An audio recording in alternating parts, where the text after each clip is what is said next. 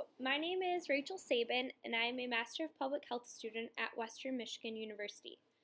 I will be talking about a Twitter analysis project that was done for a public health informatics course. I chose to research the subject of mental health for the Twitter analysis. Mental health problems can be hard for anyone to cope with, but it can be made worse by having to deal with the stigma.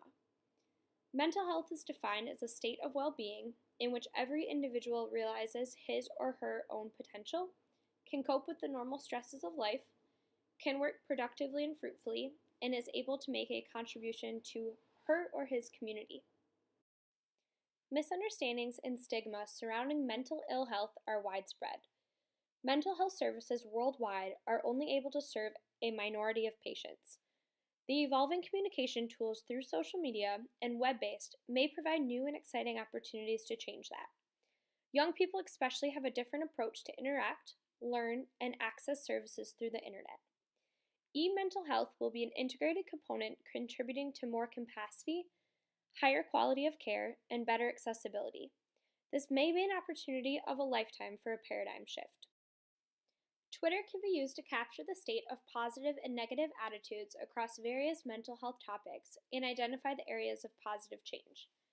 The value of understanding and working towards improving popular perceptions of people with mental health conditions is that positive change leads to a greater utilization of mental health care services and an improvement in public health.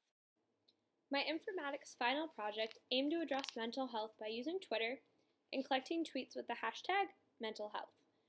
The tweets with the chosen hashtag were collected from March 30th to April 5th of 2018. The target audience were Twitter users, which the highest rate of users are people ages 18 to 24. The goal was to use Twitter as a platform to provide public record of people's attitudes, beliefs, and activities. The objective was to annotate the tweets for emotions, look at the intensity, and look at the influence of the tweets.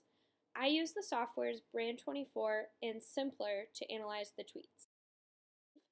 During that week, there were a total of 67,462 tweets that mentioned mental health.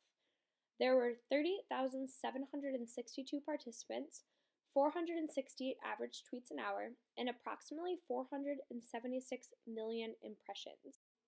The Brain24 software then took a sample of 5,703 tweets from that week for the sentiment analysis. The results came back with 1,326 positive tweets, 695 negative, and the rest were neutral. Doing the sentiment analysis on Twitter helps to see what consumers say about their services and analyze the reception of marketing campaigns. The dates with the highest amount of positive tweets were April 1st and April 5th, and the highest negative tweets were April 3rd. The date with the highest tweet intensity was also April 3rd.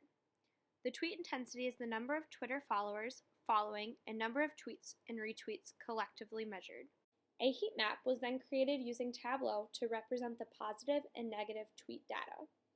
The tweets in the red represent negative, and the tweets in the blue represent positive. A word cloud was created for a graphical representation of word frequency found using the hashtag mental health. Words like depression, anxiety, people, and health were mentioned the most times throughout the tweets. The top user for mentions, which is the influencer by mentions they received, and the top user for impressions, which is the influencer by number of impressions, was Demi Lovato, the singer, songwriter, actress, and entrepreneur.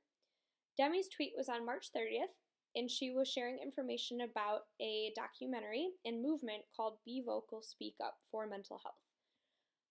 The top user by tweets, which is the influencer by number of times they tweeted, was a user with the name of Kyle2U Mental Health, who is an active media millennial who writes about general self-improvement and topical issues for millennials. Overall, this project was limited to what Twitter analytics softwares were available for free. Many platforms offered free trials but limited metrics. The project served as a reminder about how powerful and widespread social media messages can be.